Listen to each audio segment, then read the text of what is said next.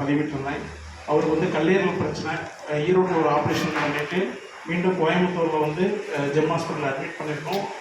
5 நாள் கழிச்சு தான் அவருடைய உயிர் மீட்டெடுக்கும் உறுதி சொல்லுவேன் அப்படின்னு சொல்லிட்டாங்க டாக்டர். அந்த ஜாதகம் நான் ஐயாவை கேட்டு பதிவு போட்டிருந்தேன்.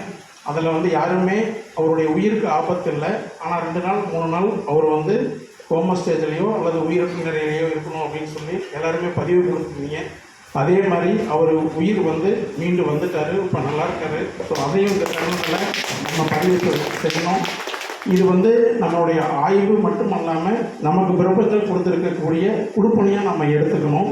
ஏன்னா பொதுமக்களுக்கு சேவை செய்வதற்கு தான் நம்ம இந்த தொழிலுக்கு வந்திருக்கோம்.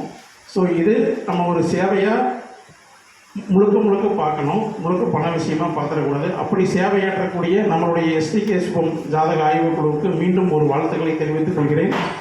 என்னை இந்த STK ஜாதக ஆய்வுக்குழுவில் இணைச்ச விஜயகுமார் அவர்களுக்கும் எனது நன்றியை நான் இந்த இடத்துல தெரிவித்துக் கொள்கிறேன். நான் ஒரு விஷயத்தை சொல்லிடுறேன். இப்போ நம்ம ஜோதிடர்கள் எல்லாரும் நிறையா முறை படிக்கிறீங்க. இதில் எல்லாரும் புக்ஸ் படிக்கிறீங்களா, ஜோதிட புத்தகம் படிக்கிறீங்களா அப்படிங்கிறது என்னுடைய கேள்வி. நீங்கள் என்னென்ன புக்கு படிச்சிருக்கீங்க, ஒரு 2-3 ஞாபகம் வந்தால் சொல்லுங்கள். ஓகே ஓகேங்க. வேறு யாராவது? அம்மா நீங்கம்மா? அம்மா நிறைய விஷயங்கள் படிக்க இப்போதைக்கு ஞாபகம் வருது. ஒரு புக்கு 2 புக்கு ஏதாவது ஒரு ஞாபகம் இருந்தால் சொல்லுங்கள். ஜாதக அலங்காரம் எல்லாரும் படிச்சிருப்பீங்க. அப்புறம் வேறு அதில் வந்து ஜாதகங்கள் தான் கேட்கணும், நடராஜன் படி. ஓகே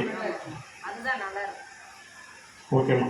இப்போது நிறைய பேர் நிறையா விஷயங்கள் பதிவு பண்ணியிருக்காங்க. அவங்களுடைய அனுபவத்தையும் புக்காக எழுதியிருப்பாங்க.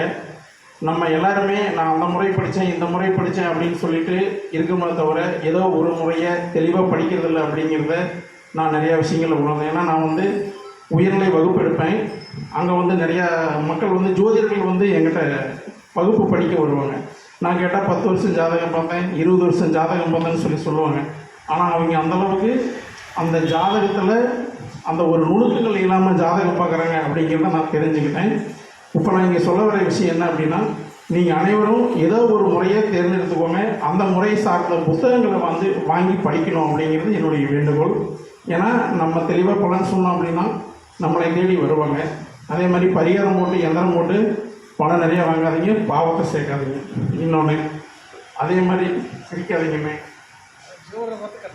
அதே மாதிரி நானும் விஜயகுமாரும் கோயம்புத்தூரில் சமீபத்தில் ஒரு அது என்ன விஜய் நோவோ IVFக்கு போயிருந்தோம். அங்கே வந்திருக்கக்கூடிய ஜாதகங்கள் நானும் விஜயகுமார் ஒரு 10 ஜாதகம் வாங்கி அங்கே ஆய்வு பண்ணோம். அங்கே தெரிஞ்சுக்கிட்ட விஷயம் என்ன அப்படின்னா, ஜாதகம் பார்க்க வரவங்களுக்கும் குழந்தை இல்லை அப்படிங்கிறது ஒன்று. அங்கே BMW கார் வச்சுருக்கிறவங்க வரைக்கும் கீழே ஆட்டோ ஓட்டுறவங்க வரைக்கும் குழந்தை இல்லை அப்படிங்கிறது நாங்கள் கவனித்தோம். அவங்களும் அதே சென்டருக்கு தான் வராங்க, இவங்களும் அதே சென்டருக்கு தான் வராங்க.